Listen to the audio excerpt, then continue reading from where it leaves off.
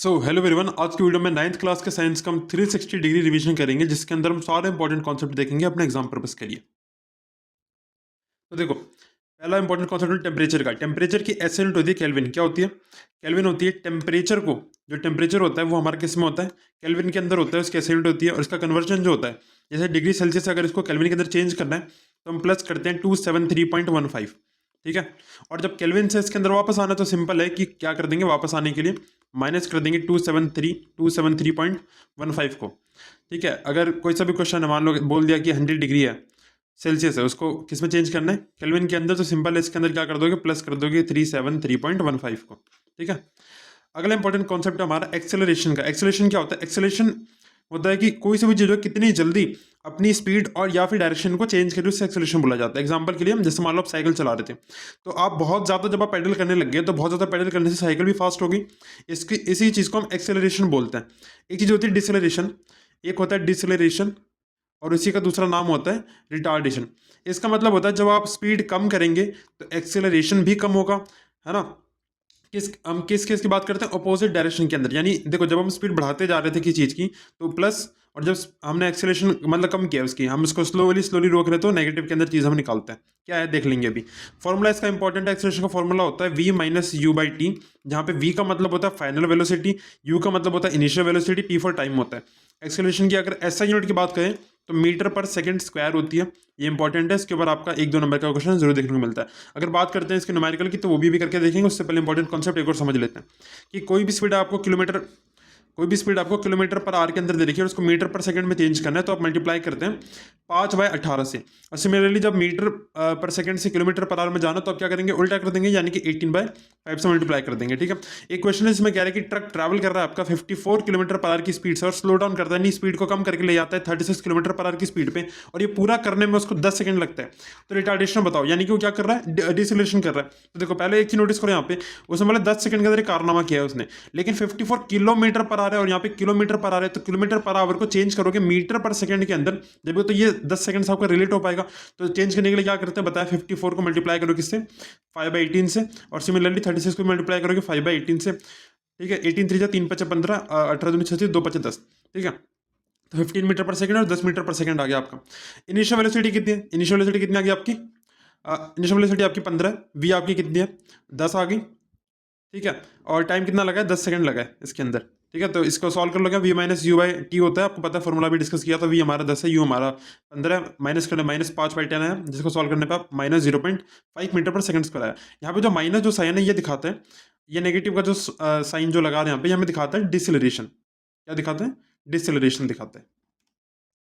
अगला कॉन्सेप्ट है यहाँ पे, कई बार क्वेश्चन पूछता है इवेपोरेशन को लेके। ठीक है। इवेपोरेशन क्या होता है? इवेपोरेशन होता है जब आपका जो लिक्विड होता है वो गैस के अंदर कन्वर्ट हो जाता है किसी भी टेम्परेचर पे, उसे इवेपोरेशन बोला जाता है। ठीक है। बहुत इंपॉर्टेंट है। इसके अलावा इवेपोरेशन और बल्किंग और इवेपोरेशन का और एक बॉइलिंग का क्वेश्चन भी इंपॉर्टेंट होता है, वो भी हमें पता होना चाहिए। तो पहले इसको डिस्कस करते हैं। यहाँ पे कह रहा है आपको फैक्टर्स बताना है जिसके चलते आपका जो इवेपोरेशन जो होता है वो इंक्रीज करता है। यहाँ पे इंक्रीज पूछ रहा है। ठीक है। कैसे इंक्रीज करता है हमारा, बहुत इंपॉर्टेंट क्वेश्चन है, हर बार एग्जाम में देखने को मिलता है। इसमें सिर्फ आपको 2 फैक्टर बोले थे, बस 2 नियम सारे डिस्कस कर लेंगे कल को। अगर यहाँ 2 का अगर 4 का आ गया तो कैसे लिखोगे? तो एवपोरेशन तो पता है, लिक्विड को गैस में कन्वर्ट होना। फैक्टर्स की बात करें तो फर्क पड़ता है पहले सरफेस एरिया से। ठीक है। देखो, बहुत बड़ा सरफेस एरिया है, बहुत बड़ा सरफेस एरिया, उस पर पानी फैला रखा है, तो जब सनलाइट आएगी, सनलाइट उस पर इजीली उसको कवर करेगी। बहुत ज़्यादा सरफेस एरिया होगा तो जैसे मान लो बाल्टी के अंदर पानी है तो वो जल्दी नहीं हटेगा, मतलब गायब नहीं होगा। लेकिन पूरी छत पे पानी फैला दो तो गायब हो जाता है, यानी कि बहुत ज़्यादा सरफेस एरिया, तो जल्दी जल्दी आपका इवेपोरेशन होता है। ठीक है। तो इवेपोरेशन आपका डायरेक्टली प्रोपोर्शनल होता है सरफेस एरिया की, इंपॉर्टेंट है। दूसरा टेम्परेचर। देखो, जिस दिन जितनी ज़्यादा गर्मी होगी उस दिन उतनी जल्दी छत से पानी सूख जाएगा। ठीक है। तो टेम्परेचर जितना ज़्यादा होगा उतना ज़्यादा इवेपोरेशन। फिर विंड स्पीड, जितनी ज़्यादा हवा चलेगी उससे भी पानी जल्दी आपका जो है वेपर में कन्वर्ट हो जाएगा। ठीक है। तो विंड स्पीड भी डिपेंड करता है। अगला देखो ह्यूमिडिटी। ह्यूमिडिटी पे इनवर्सली होता है। इनवर्सली मतलब क्या है? अगर ह्यूमिडिटी ज़्यादा है तो इवेपोरेशन कम होगा। रीजन क्या? ह्यूमिडिटी होता है आपका amount of water vapour present in air. ठीक है। Amount of water vapour present in air. ठीक है। तो आपका जितना ज़्यादा वाटर वेपर प्रेजेंट होगा एयर के अंदर उतना इवेपोरेशन कम हो पाएगा, और जितना वाटर वेपर कम रहेंगे हवा के अंदर उतना ही ज़्यादा आपका इवेपोरेशन हो पा रहा होगा। ठीक है। तो इनवर्सली रिलेशन होता है, इसे हमें याद रखना है। अगला क्वेश्चन है यहाँ पे, आपको डिफरेंस बताना है प्रोकैरियोटिक और यूकैरियोटिक सेल्स के बीच में। तो देखो, प्रोकैरियोटिक और यूकैरियोटिक जो है दो मतलब ग्रुप है सेल्स के। प्रोकैरियोटिक वाले छोटे होते हैं साइज के अंदर, यूकैरियोटिक वाले बड़े होते हैं साइज के अंदर। प्रोकैरियोटिक के अंदर सिंगल क्रोमोसोम होता है और यूकैरियोटिक के अंदर एक से ज़्यादा क्रोमोसोम्स होते हैं। ठीक है। और इसका जो सेल डिवीजन होता है फिशन या फिर बडिंग के मेथड से होता है प्रोकैरियोटिक के अंदर, यूकैरियोटिक के अंदर माइटोसिस और मियोसिस की मदद से होता है। एग्जांपल की बात करें तो आपका बैक्टीरिया हो गया, माइकोप्लाज्मा हो गया, ब्लू ग्रीन एल्गी हो गया। यूकैरियोटिक का एग्जांपल है सारे प्लांट्स हो गए, एनिमल्स हो गए, अमीबा हो गया। अब देखो यहाँ पे मैंने यही क्यों आपकी डिफरेंसेस मार्क किए, क्योंकि ये वाले इंपॉर्टेंट है। अगर बाकी मिस भी कर देते तो कोई दिक्कत नहीं, लेकिन कोशिश करें कि आपको सारी ऑलमोस्ट पता होनी चाहिए। अगला कॉन्सेप्ट है यहाँ पे कि वर्क हमारा कितने प्रकार का होता है, बहुत इंपॉर्टेंट है। इसके ऊपर आपको क्वेश्चन देखने को मिलता है, वो भी जीरो वर्क डन से कई बार। ठीक है, तो वर्क तीन प्रकार का होता है पॉजिटिव, एक होता है जीरो, एक होता है नेगेटिव। अब पॉजिटिव कब होता है? पॉजिटिव मतलब होता है कि फुटबॉल में मान लो, ठीक है, फुटबॉल का आप क्या कर रहे हो, किक कर रहे हो, तो आपने इस डायरेक्शन अंदर किक किया और इसी डायरेक्शन के अंदर बॉल आपकी मूव कर गई, तो इसे हम बोलते हैं पॉजिटिव वर्क डन हुआ है। सेम डायरेक्शन में जब आपका कोई भी ऑब्जेक्ट मूव करता है फोर्स लगाने के बाद, if the motion of the body happens in the same direction of applied force, जिस डायरेक्शन फोर्स लगा उसी डायरेक्शन में आपके किसी भी ऑब्जेक्ट का मोशन हुआ है, तो इसको हम पॉजिटिव वर्क डन बोलते हैं। यहाँ पे जो थीटा होता है यानी जो एंगल बनता है बीच में, एंगल हमारा 0 डिग्री का होता है। इस समय याद रखना है एंगल कितने डिग्री का होता है, 0 डिग्री का होता है। अगर नेगेटिव वर्क डन की बात करें तो इसमें क्या होता है कि आपने फोर्स लगाया इस तरफ, पर ऑब्जेक्ट आपका इस तरफ मूव कर रहा था। जैसे गोलकीपर है, वो बॉल को रोकेगा तो बॉल आती है इस तरफ, लेकिन गोलकीपर इस तरफ मतलब अपोजिट हाथ लगा के बॉल को रोकेगा ना, तो इसमें नेगेटिव वर्क डन हो रहा है आपका।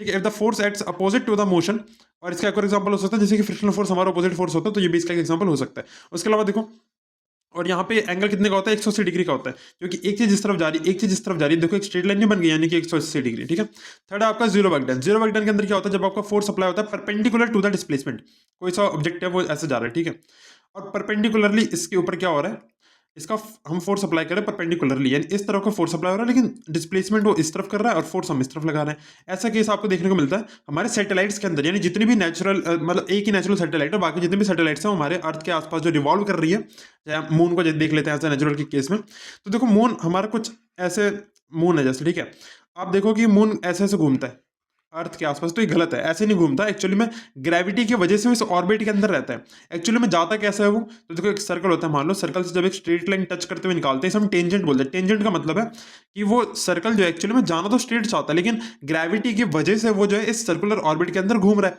समझ में आ गया? तो यहाँ पे देखते हो आप कि अब ये जो टेंजेंट होता है, टेंजेंट हमेशा एक 90 डिग्री का एंगल बनाता है। कितने डिग्री का? 90 डिग्री का एंगल बनाता है। इस वजह से आपका जब बीच में 90 डिग्री बनता है, जब भी तो परपेंडिकुलर बोला, परपेंडिकुलर का मतलब ही 90 डिग्री होता है। तो इस केस में क्या होगा, वर्क डन आपका जीरो हो जाता है, कोई वर्क डन नहीं होता यहाँ पे। ठीक है, वर्क डन का फॉर्मूला होता है क्या है, F into D into cos theta. Force आपका डी फॉर डिस्प्लेसमेंट, और कॉस थीटा एक आपका एंगल होता है, जो कि लिखना जरूरी नहीं है, पर लिखोगे तो अच्छा ही है। ठीक है, आपको कॉस थीटा जरूर लिख देना है। और 0 डिग्री पे देखो कॉस थीटा की वैल्यू 1 होती है, इस वजह से इस फॉर्मूले की वैल्यू कितनी आती है आपकी, पॉजिटिव आती है। अब कॉस 180 कितना होता है, -1 होता है, तो नेगेटिव केस में माइनस वैल्यू आ जाती है इसकी। ठीक है, और जीरो में 90 डिग्री लग रहा है, 90 डिग्री पे कॉस की वैल्यू जीरो होती है, इसलिए पूरा वर्क डन आपका जीरो हो जाता है। ठीक है, बहुत सिंपल है, इस बात को हमें याद रखना है। नेक्स्ट एक क्वेश्चन है इसके ऊपर असर्शन रीजन का। असर्शन में क्या है, work done by the force of gravity on a satellite moving around the earth is zero. तो देखो एक अर्थ के आसपास एक सैटेलाइट मूव करती है कोई सी भी, ठीक है, तो सैटेलाइट जो वर्क डन कर रही है वो जीरो कर रही है। क्या ये वर्क डन जीरो कर रही है? हाँ कर रही है जीरो, क्योंकि बीच में 90 डिग्री बन रहा है और ये डिस्प्लेसमेंट इस तरफ कर रहा है और अर्थ जी इस तरफ, मतलब ग्रेविटी जो इस तरफ खींच रही है उसको। तो वर्क डन का कैसा इस केस में जीरो, यानी कि असर्शन आपका पूरा ही सही है।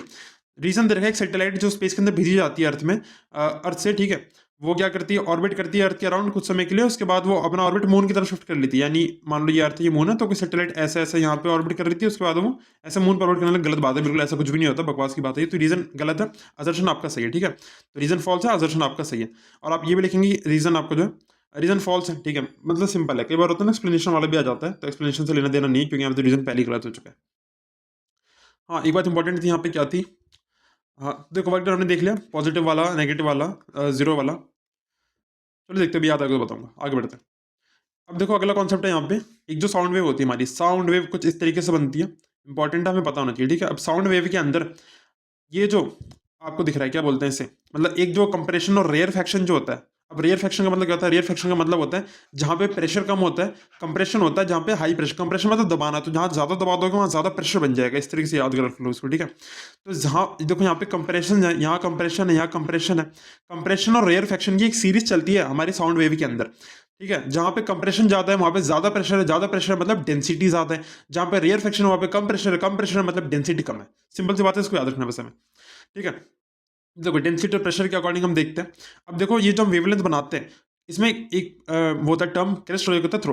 क्रेस्ट का मतलब होता है पीक वैल्यू ऑफ कर्व, ठीक है, जो मैक्सिमम वैल्यू आ सकती है उसे क्रेस्ट बोलते हैं, और जो लोवेस्ट जो वैल्यू आ सकती है उसको थ्रो बोलते हैं, ठीक है। और सेंटर लाइन में आप क्या देखते हैं कि इसकी एवरेज डेंसिटी या फिर प्रेशर की हम बात कर रहे होते हैं कि एवरेज से कोई साउंड वेव कितनी ऊपर जा रही है या कितनी नीचे जा रही है उसकी हम बात कर लेते हैं, ठीक है। सिंपल है बिल्कुल। इसके कौन कौन से कैरेक्टरिस्टिक्स है? पहला है वेवलेंथ। पहला क्या है? वेवलेंथ। वेवलेंथ को लैम्डा के सिंबल से रिप्रेजेंट किया जाता है। वेवलेंथ होता है length of compression and adjacent rarefaction, ठीक है। अब ये जो भी बन रहा है इसके अंदर, आपको देखो क्या करना है, यहां से लेके यहां तक का जो इसका जो डिस्टेंस है ये लैम्डा है, ठीक है।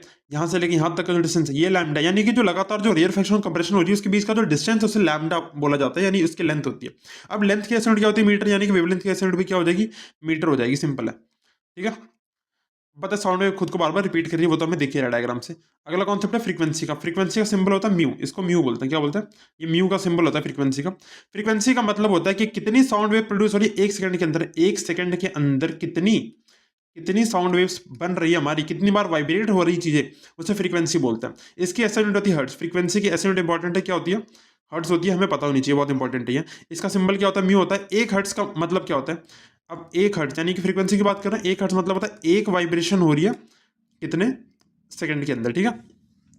बड़ी यूनिट की बात करें, इसकी बड़ी यूनिट होती है किलोहर्ट्ज, जिस 1 किलोहर्ट्ज बराबर 1000 हर्ट्ज होता है आपका। ह्यूमंस की जो सुनने की रेंज है वो 20 हर्ट्ज से लेकर 20,000 किलोहर्ट्ज तक होती है। अगली कॉन्सेप्ट है टाइम पीरियड का। टाइम पीरियड क्या होता है? टाइम पीरियड होता है आपका जब एक पूरी वाइब्रेशन होने के लिए जो टाइम लगता है, कंप्लीट वाइब्रेशन के लिए जो टाइम लगता है उसे हम टाइम पीरियड बोलते हैं, ठीक है। अब इसका रिलेशन होता है फ्रीक्वेंसी के साथ में। फ्रीक्वेंसी का रिलेशन क्या होता है? Frequency equal to 1 by time period. बहुत इंपॉर्टेंट रिलेशन, हमें अच्छे से याद होना चाहिए। Frequency equal to 1 by time period होता है। उसके बाद एम्पलीट्यूड क्या होता है? लास्ट जो बचा एम्पलीट्यूड। एम्पलीट्यूड होता है maximum displacement of a particle from its original position, ठीक है। तो मान लो कोई पार्टिकल यहाँ पे था, ठीक है, कोई पार्टिकल यहाँ पे था, वो मैक्सिमम कितना डिस्प्लेस कर रहा है अपनी ओरिजिनल पोजीशन से, इससे हम क्या बोलते हैं? एम्पलीट्यूड बोलते हैं, ठीक है। इससे क्या समझ में आता है? जितना ज्यादा कोई पार्टिकल डिस्प्लेस कर रहा है यानी उतना ही ज्यादा वो लाउड साउंड करेगा, बहुत ज्यादा लाउड साउंड आएगी उसकी, ठीक है। तो ये जो है लाउडनेस पे भी असर डालता है, एम्पलीट्यूड से हमारा लाउडनेस में फर्क पड़ता है। और इसकी ऐसी यूनिट क्या होती है? मीटर होती है इसकी भी, ठीक है। तो यहाँ पे एक एमसीक्यू भी पूछा गया था जिसमें कह रहा था कि साउंड की जो लाउडनेस होती है वो किस चीज़ पे डिपेंड करती है? तो साउंड की जो लाउडनेस होती है वो आपकी एम्पलीट्यूड पे डिपेंड करती है। अभी हमने देखा इस चीज़ को। डिस्कवरी ऑफ सेल की बात करें तो सेल की डिस्कवरी अलग अलग प्रकार से हुई थी, हमें पता ही है। देखो, और जब सबसे पहले जो सेल था वो किसने डिस्कवर किया था? रॉबर्ट हुक ने किया था। और कहाँ से किया था? डेड सेल्स मिले थे उनको ओक ट्री के अंदर। फिर एंटनी वान लियोनहॉक ने क्या किया था? लिविंग सेल्स डिस्कवर किए थे। रॉबर्ट ब्राउन ने आपका न्यूक्लियस डिस्कवर किया था, सेल वाले न्यूक्लियस की बात कर रहे हैं, ठीक है। और परकिंजर ने क्या किया था? एक टर्म बनाई थी, क्या था? प्रोटोप्लाज्म। प्रोटोप्लाज्म का मतलब होता है फ्लूइड लाइक सब्सटेंस जो कि लिविंग पार्ट होता है किसी भी सेल के अंदर। इसी में एक एमसीक्यू होता है कि सेल जो आपको बायोलॉजी के अंदर हम बात कर रहे हैं, जो कि आपको पता है फिजिक्स के अंदर भी सेल होता है जो बैटरी वाला होता है, ठीक है। तो सेल जो बायोलॉजी के अंदर है पहली बार किसने डिस्कवर किया था? तो डिस्कवर किया था किसने? जल्दी होता है, डिस्कवर किया था रॉबर्ट हुक ने। सिंपल है बिल्कुल। कब किया था? 1665 के अंदर किया था। अगला कॉन्सेप्ट यहाँ पे देखो पावर का। पावर क्या होती है? पावर होती है रेट ऑफ डूइंग वर्क, ठीक है। आप कोई सा काम कर रहे हो, हाँ, तो अब मुझे याद है मैं क्या बताने वाला था वहां पे, ठीक है। तो देखो वर्क में कह रहा था, कई बार पूछ रहा था वर्क होने के लिए कौन सी दो कंडीशन कंपलसरी? तो वर्क वर्क के लिए क्या होना चाहिए? फोर्स और डिस्प्लेसमेंट होना चाहिए, ठीक है। आप फोर्स लगाओगे और कोई ऑब्जेक्ट अपनी जगह से डिस्प्लेस करेगा तभी आप बोलोगे कि वर्क डन हो रहा है, ठीक है। बस ये बताना था। देखो हाँ, तो पावर होता है कि आपने कितना काम किया और कितने टाइम में किया, यानी कि वर्क डन बाय टाइम, है ना। कितने टाइम में किया, सिंपल है, आपको फॉर्मूला भी याद हो गया, कितना काम किया कितने टाइम में, वही होती है पावर हमारी। फॉर्मूला भी याद हो गया, अच्छी बात है। इसकी एसएनएट होती है वाट। क्या होती है? एसएनएट वाट होती है, इसको डब्ल्यू से रिप्रेजेंट करते हैं। पावर देखो, अब वर्क की एसएनएट होती है जूल। वर्क की एसएनएट जूल होती है, यानी कि 1 जूल टाइम की होती है सेकंड, 1/सेकंड, ठीक है। तो क्या आप 1 वाट को इक्वल टू 1 जूल/सेकंड भी लिख सकते हो? अगर हम बात करें इसकी एवरेज पावर निकालने की, एवरेज के लिए क्या करोगे? Total work done by total time taken कर दोगे। इलेक्ट्रिक गैजेट्स जो होते हैं हमारे, ठीक है, वो इलेक्ट्रिकल एनर्जी को कंज्यूम करते हैं। तो इस वजह से हमने वॉट की जगह एक बड़ी यूनिट भी बना रखी है जिसको कि 1 किलो वाट आवर बोलते हैं, ठीक है, जो कि बराबर 1000 जूल/सेकंड की होती है। क्योंकि छोटी छोटी यूनिट से हमारा काम नहीं चलता, हमें बहुत बड़ी बड़ी यूनिट की जरूरत पड़ती है, ठीक है। इलेक्ट्रिकल गैजेट्स के लिए याद रखना है कि वो इलेक्ट्रिकल एनर्जी को क्या करते हैं? कंज्यूम करते हैं। अब देखो क्वेश्चन यहाँ पे, एक बॉडी है जो कि 20 जूल का वर्क करती है 5 सेकंड के अंदर, तो उसकी पावर कितनी है? अब देखो समझ में आया कितना काम किया उसने? 20 जूल का काम किया, कितने टाइम में किया? 5 सेकंड में काम किया, यानी कि 4 वाट क्या हो जाएगी? उसकी पावर हो जाएगी। यहाँ पे एक पीवाई की पूछा गया था, इसमें कह रहा था कि रेट ऑफ डूइंग वर्क, आप काम करते हैं किसी मतलब किसी भी ऑब्जेक्ट से, तो उसे क्या बोलते हैं? पावर बोला जाता है। इसका करेक्ट एक्सप्रेशन बताना है, देखो आपको पता चल गया पावर क्या होता है, कितना काम किया कितने टाइम में किया। तो यहाँ दिख रहा है ऑप्शन नंबर बी के अंदर हमारा बिल्कुल ही सही हो जाएगा।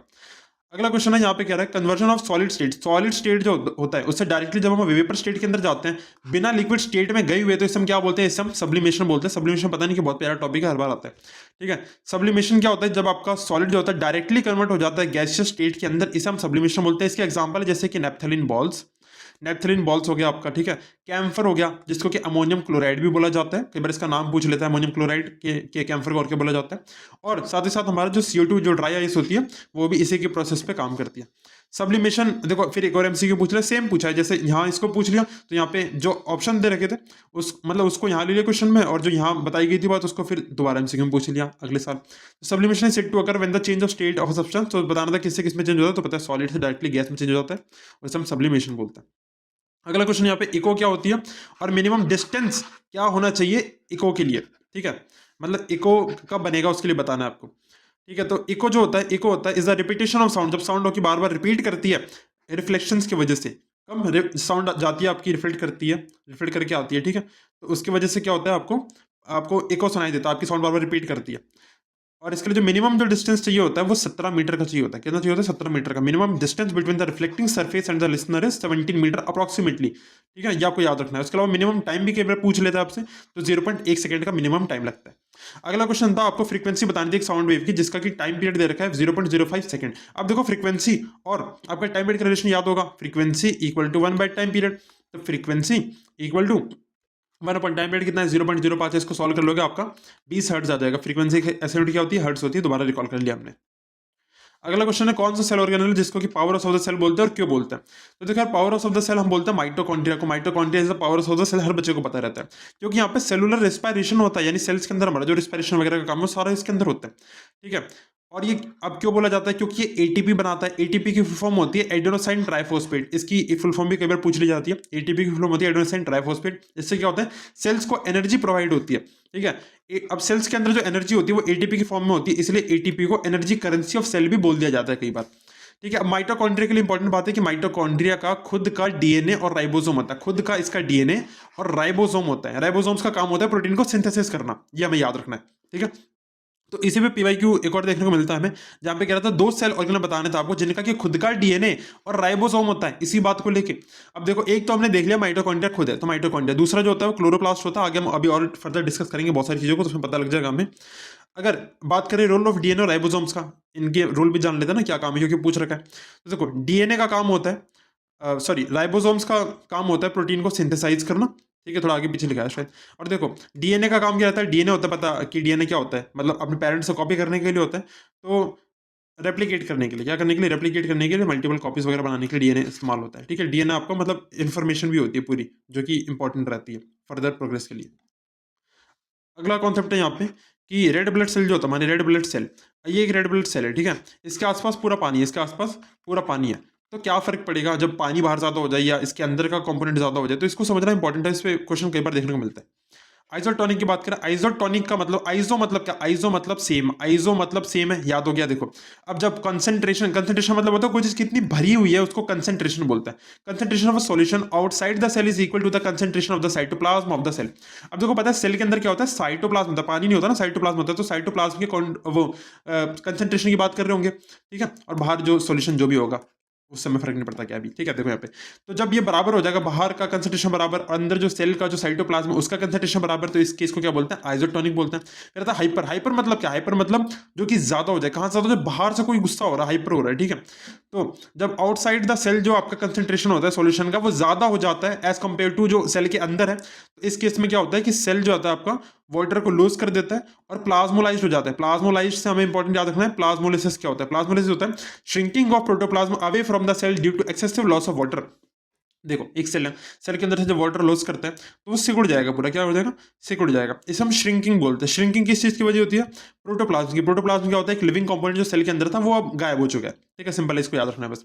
हाइपोटोनिक, हाइपोटोनिक का मतलब क्या होता है कि अंदर से सेल का ज्यादा है, ठीक है। When concentration of solution outside the cell is lesser than that of cytoplasm due to excessive endosmosis cell swell up and burst. अब देखो हाइपोटोनिक केस में क्या होता है, अंदर इसकी कंसंट्रेशन बहुत ज्यादा हो गया, बहुत ज्यादा, ठीक है। हो सकता है इतना ज्यादा हो गया कि ये सेल जो आपका सूज जाए, मतलब और ज्यादा स्वेल कर जाए और ब्लास्ट कर जाए, बस्ट हो जाए, ठीक है। तो सबसे अच्छा केस कौन सा दिख रहा है यहाँ पे, आइसोटोनिक का केस दिख रहा है। अब देखो यहाँ पे, अब इसी पे एक पूछा गया था आपसे MCQ, if the medium has a lower concentration of water than the cell. तो देखो बाहर जो पानी है, बाहर जो आपका वाटर है, ठीक है, उसका कम कंसंट्रेशन है as compare to cell, cell से कम है, ठीक है। और द सेल लॉसेज वाटर, और सेल क्या करता है, वाटर लूज कर देता है ऑस्मोसिस के चलते। तो ये सॉल्यूशन किस प्रकार का होगा। अब देखो यहाँ पे क्या बोला, सेल जो है वाटर लूज कर देता है, ठीक है। और एक सेकंड, सेल के अंदर का ज्यादा बोला ना यहाँ पे, medium lower concentration water has a lower concentration of water than the cell. हाँ ठीक है, सेल से सेल का ज्यादा है, मतलब देखो यार आपको पता है सेल का जब ज्यादा होता है तो कौन सा केस होता है, हाइपोटोनिक का होता है, तो हाइपोटोनिक इसका सही आंसर हो जाएगा। अगला कॉन्सेप्ट है यहाँ पे एपिकल मेरिस्टम, इंटरकैलरी मेरिस्टम और लेटरल मेरिस्टम। क्या होता है, देखो एपिकल मतलब होता है जो सबसे हाइट पे होता है, इसको याद रखना है। एपिकल मतलब जो बिल्कुल टिप्स पे होता है, टिप्स मतलब सबसे ऊंचाई पे होता है, आपकी हाइट पे होता है, ठीक है, उसे बोलता है। तो आपकी रूट और शूट की टिप्स पे एपिकल मेरिस्टम पाया जाता है, जो कि प्लांट की हाइट बढ़ाने में हेल्प करता है। सेकंड आपका इंटरकैलरी मेरिस्टम जो होता है वो आपका लॉन्गिट्यूडनल ग्रोथ के अंदर हेल्प करता है प्लांट के, ठीक है, और लीफ के लेंथ को भी इंक्रीज करने का काम करता है। उसके अलावा लेटरल मेरिस्टम जो होता है इसको सेकेंडरी मेरिस्टम भी बोला जाता है, जो कि सरकमफ्रेंस बढ़ाता है, किसका, सरकमफ्रेंस, स्टेम का और रूट का। अब इस पे एक देखते हैं क्वेश्चन यहाँ पे, कौन सा मेरिस्टम है जो कि ग्रोइंग टिप्स पे प्रेजेंट होता है, स्टेम्स के और रूट्स का। अब आपने देखा स्टेम और रूट यहाँ पे, पर ये आंसर नहीं होगा, इसका रीजन क्या है, टिप्स बोला है ना, टिप्स, क्योंकि यहाँ तो सरकमफ्रेंस की बात करें तो टिप से जो हाइट बढ़ाता है वो एपिकल मेरिस्टम होता है, तो इसका ऑप्शन नंबर डी यहाँ पे सी हो जाएगा। एक और इंपॉर्टेंट कॉन्सेप्ट है क्या, जाइलम और फेलम क्या होता है। देखो जाइलम जो होता है वो एक प्रकार का कॉम्प्लेक्स टिश्यू जो कि ट्रांसपोर्ट करता है वाटर और मिनरल्स को, ठीक है, और फेलम जो होता है वो भी कॉम्प्लेक्स टिश्यू जो कि ट्रांसपोर्ट करता है फूड को। Phellem for food, phellem food ऐसे याद रख लो, फेलम फूड, ठीक है। तो ये क्या करता है, आपके खाने को ट्रांसफर करने का काम करता है प्लांट के अंदर। जाइलम जो होता है वो यूनिडायरेक्शनल होता है, यानी पानी सिर्फ नीचे से ऊपर जाता है ना प्लांट के अंदर, सिंपल है। प्लांट के अंदर होता क्या, पानी नीचे से ऊपर जा रहा है, यानी कि यूनिडायरेक्शनल है, down to up, down to up, ऊपर की तरफ जा रहा है।